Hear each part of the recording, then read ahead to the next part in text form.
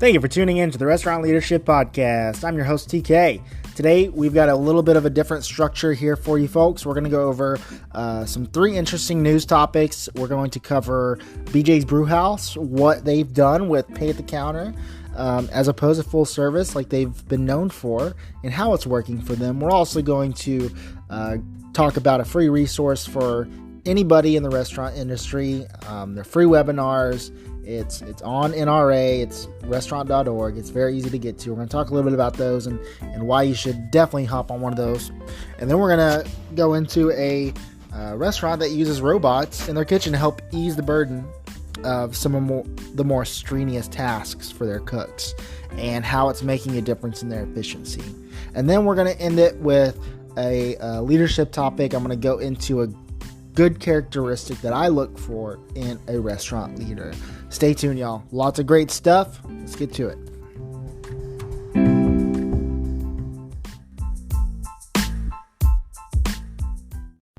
Hello and welcome. TK here. I hope everyone's having a great start to their week. I know I certainly am. Hey, thank you for bearing with me in this change on podcast structure. I've had several people email and ask if I could go over a few just different news articles that I found interesting about the restaurant industry, and it's something that people would want to hear, and I hope you do. So let's talk about BJ's Brewhouse. So BJ's has always been known for their, how do I say this? Brewhouse theater is the look that they're going for, and it's a very unique look. It's, people go to BJ's to be entertained and to have a really good meal because they do have excellent food. However, in these last few years, they have started testing this very interesting eat at the counter concept, basically a quick service style. And what they're finding is really cool. So they're finding that, number one, people that order at the counter and then pay and then sit, they tend to stay just as long as those patrons who come in and experience the full service, sit at the table, place your order at the table with the server, that whole jazz. They're staying just as long, and they're actually buying a little more. They're typically coming up about 15% more of the time and buying additional items before they leave. So it tends to make that a little easier for them to order instead of having to flag down a server and try to order an extra, dessert or whatever it may be. Another thing they're finding is that it's actually helping to increase their restaurant margins as well. It's helping because it's making the process more efficient, and you're not wasting labor hours having a server run to the table to take the order, to come back to put it in. It does add up, especially over multiple locations. Now, their CEO has done such a great job since he's taken over. I can't recall, I think it was last year, it's been a few years, but they just reported a 12.6% increase in their restaurant margins for this last quarter. That's crazy. Crazy good. So if you've never been to BJ's, I highly recommend it. They've always done really good for me. I've only gone to the ones in Little Rock and North Little Rock, so I can only attest to those. But let's go into the next topic, which is this really cool resource that I came across just Googling for this episode. And I'm always one to continue my learning wherever I can, and I hope you guys are as well. And I found out that the National Restaurant Association hosts free webinars. You can go to their website, which is restaurant.org, and it's right on the homepage. Just scroll down. There's webinars to register to, and I don't know if this is true or not, but I think I saw somewhere where it's recorded and you can watch it at another time if you need to, which is what I'm going to have to do for a few of them. But I did register myself to sit in on a few. I think one of them was hiring and staffing in this new world, and I think I'm going to get a lot from that, and I wanted to share that with you guys. So as I come across these, I will talk about it and give it to you as a resource, just kind of helping increase your learning as well as mine. So, and then lastly, y'all, real quick, let's talk about Panda Express. I Really love Panda Express. I admire their morals and their values and their focus on business and people. They've been really close partners with Raising Cane's for a long time. In fact, they are franchisees of the Raising Cane's in Alaska and Hawaii. At least they were when I last checked, and they've always kind of had that tight bond. And I actually got to meet the owners of Panda Express once at a conference down in Louisiana when they were first announcing the partnership between Raising Cane's and Panda Express. And really awesome folks. They definitely knew how to have a good time, but they also knew how to run a business and run it better than anybody else. So recently, in the last few years, last few years, since 2015, they've been working on this thing called a PAW, okay, a Panda Auto Walk. And it's something that's been in development since 2015. And to this day, it's now installed in just over 240 locations. And funny enough, this actually makes them one of the leading adopters of robots in the food industry. And it's something that they created. Here are the great things about it. Number one, it cooks food faster.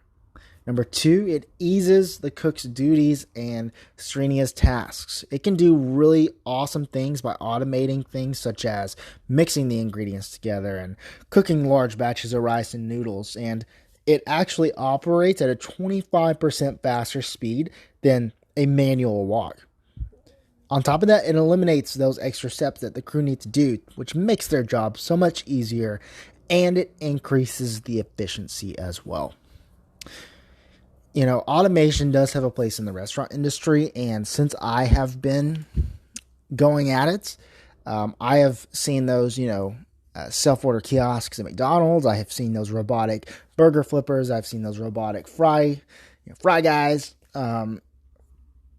I think there is a place for it, and I believe as an industry as a whole, as a world as a whole, and a society, we are moving towards that direction. So it is inevitable, but I want and I hope that restaurant brands in the future do remember their people. Yes, staffing is the most difficult part of our job. Yes, recruiting and finding the right people is a constant headache. And how easy would it be just to have a bunch of robots that always listen to you and always show up on time? I mean, they never leave, They might break down every now and then, but you're going to be, it sounds perfect. But imagine this, you've got a whole crew of robots. Where's that personal connection? Where's that people connection? And I applaud those restaurants who have recognized that since the beginning and have took a stand against it. And I appreciate the restaurants that use it to make the lives of their people better. Just like Panda. And if you guys don't know, Panda has a really awesome compensation plan. I mean, it's very industry leading. If you guys are looking for another role and ever wanted to get into the fast casual space, I recommend Raising Cane's and Panda Express. Chick-fil-A, of course, is also going to treat you right, but in particular, those two I know, I can recommend those personally.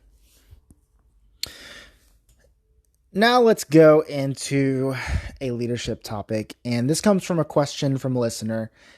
They asked me, what number one characteristic do you look for in a great restaurant leader? There are way too many to count, but I think it's best that we approach this question from a different perspective. And I'm going to say this because I don't think it's fair to say on what restaurant leaders must have to be successful, because it's a lot of things that come into play. We wear a lot of hats, and we have to be good at a lot of things. Now, we don't have to be experts, and I think that's what I'm thinking about, is what characteristic does someone have to be, perfect in or have or what have you. In my opinion, it really matters about what kind of support structure they have around them or are building around them. Okay, take a brand new restaurant leader who just took over a managerless restaurant, and they're working on building a team. I mean, they're working on building their support structure around them. And in order to meet that, number one, they have to have self-awareness. They have to know what their flaws are. And they have to put their ego aside and be able to say, you know what? I am not an expert at marketing. I am not an expert at training. I am an expert at operations. And I'm an expert at creating systems and delegating to people. That is what I'm looking for in a restaurant leader. I'm looking for a person that can put the right people in the right seats on the bus and be able to drive away. And, their support structure, it really matters in their success. Have you ever had a highly successful restaurant have you ever had a highly successful restaurant and the only person that is working the hardest is the general manager? Everybody else is just doing the bare minimum? No.